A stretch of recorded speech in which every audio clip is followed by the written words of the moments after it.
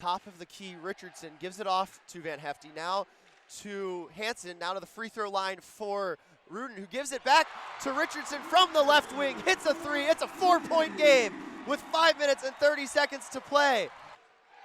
Swinging it around, handoff to Imbolito at the left wing. Into Rudin at the right elbow. Back out to Richardson. Her three is good! From the left wing, Riley Richardson, and it is a 1-point game in Tempe. Ionescu at the left wing, being guarded by Ryan. Into Hebert. Hebert being guarded by Rudin, and Hebert's shot is no good. Rebound ASU. Imbolito now charging in. Her pass to Ryan. Her three is good! ASU takes the lead over the number 2 team in the country. 58-56, 3 minutes and 53 seconds to play in this quarter, and Kelly Graves wants to talk about it. Richardson to Van Hefty. Now to Ryan. Ryan to Rudin at the right elbow. Back out to Richardson at the left wing. She'll dribble over to the right wing. Give it to Rudin. Top of the key three. It's good! ASU back on top. 2 minutes, 37 seconds to play. 61-60. Richardson gives off to Ryan at the right wing. Back to Richardson at the left wing. Richardson drives left. It to Imbolito in the corner. Inside to Rudin. Puts up the layup, and it's good. Back and forth game right now in Tempe. 63-62. A minute left. Sun Devils lead the number 2 team in the country, the Oregon Ducks. Ionescu at the right wing. Dribbles inside, puts up another layup, and it is off the glass and bounced around on the rim and no good, and rebound by the Sun Devils, Iris Imbolito. Richardson will clear her teammates to a set. Screen set by Rudin. Now to Ryan at the right wing.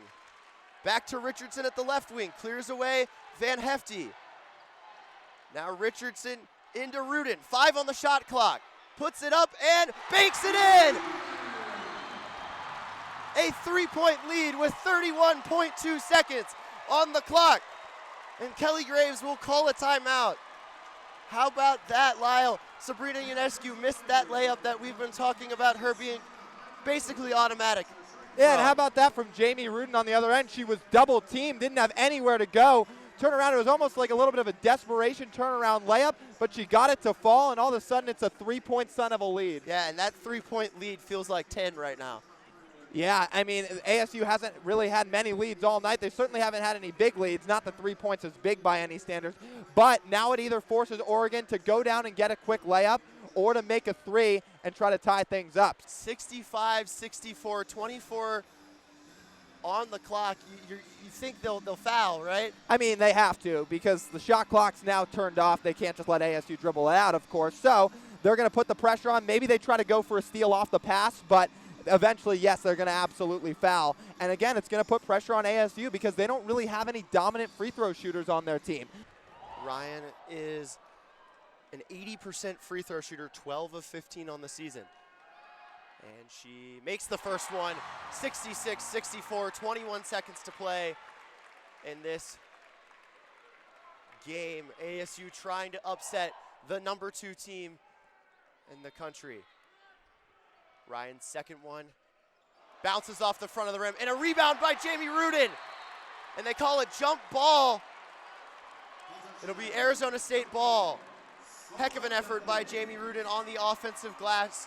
She now has 5 rebounds in this one. And she yanked it away from the 6'4" Ruthie Hebert, and given Hebert had to stretch for it, but Rudin with the really strong rise and grab.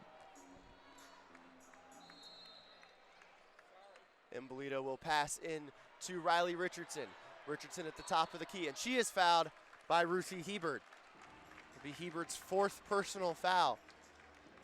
Sabali with 4. Hebert with 4 now. Richardson will go to the line. She's an 80% free throw shooter as well. 12 for 15 on the season. Shoots the first one, makes the first one, so it's a 3-point lead.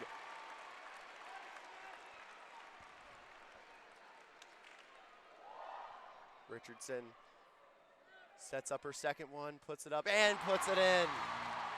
68-64, ASU on top of the Ducks. Court storming after this one if ASU wins, correct?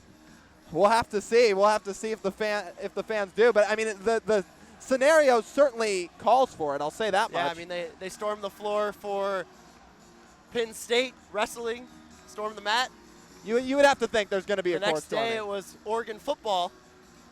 Somehow, when the Oregon Ducks come to Tempe, ASU just knows how to play them.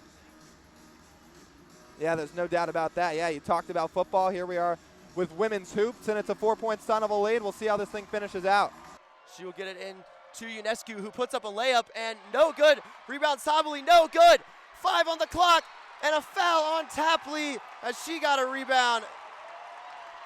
With 3.7 seconds on the clock, it looks like ASU is going to pull out the upset win.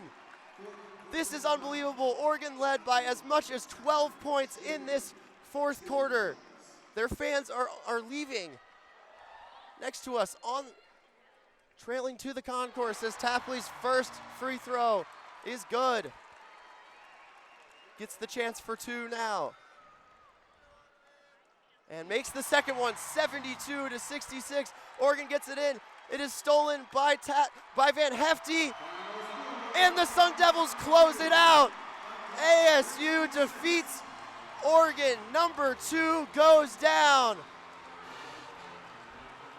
And ASU celebrating. They are going nuts. Now the students rush the floor to celebrate.